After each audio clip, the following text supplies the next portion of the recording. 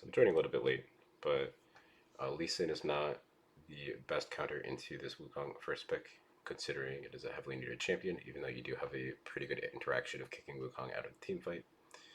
Uh, Gangplank would be really good for impact, setting up global pressure, but Danny's Ezreal has looked really, really good, and being able to have that early game potency as well as a defensive tool of the Arcane Shift is really, really good with that press the attack build. And into the Wukong, some sort of AP jungler could be interesting, or at least a powerful AP threat. But instead, we're going to pick the Lee Sin. So we're interested in what G2 look for into this Ezreal.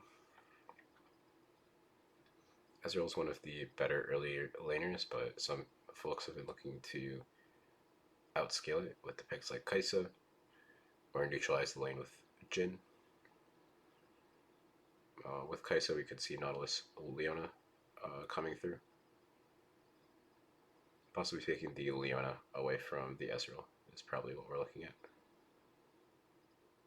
Kai'Sa also plays pretty well with Twisted Fate as well.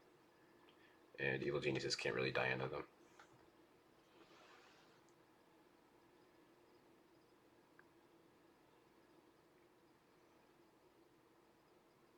No, we're just going with LeBlanc. So LeBlanc is very scary. Usually folks will look towards the Lissandra counter pick, but even Lissandra is in a really, really bad state. Vex has a pretty good kit against LeBlanc, but again, Vex's lane is not good enough to deal with the LeBlanc pressure. So I'll be interested to see what is the answer to this blind pick LeBlanc. And I'll be interested even to what G2 ban against it, considering it's probably... it's the only matchup that needs to be counterpicked by Evil Geniuses here. Also, the Leona being locked down for Vulcan is something that he goes towards that a lot. Either the early Nautilus pick or the early Leona pick.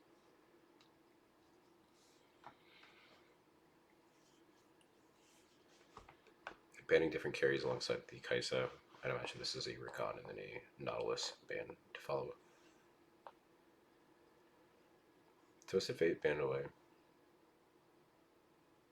Kind of interesting considering G2 could have picked that up. I wonder if they'll ban the Victor away as well. Or if they'll look towards like picks like the Galio.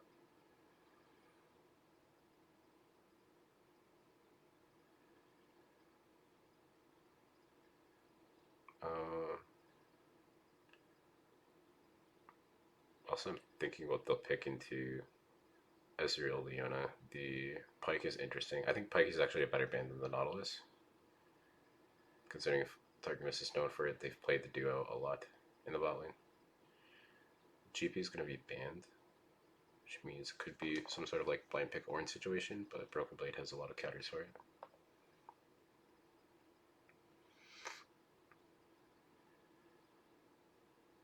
Lux Ezreal is not my favorite. All of the bot lanes are also already picked. But Zoe is interesting into the LeBlanc because you have some sort of lane pressure. Ryze is horrible. Ryze's win rate is...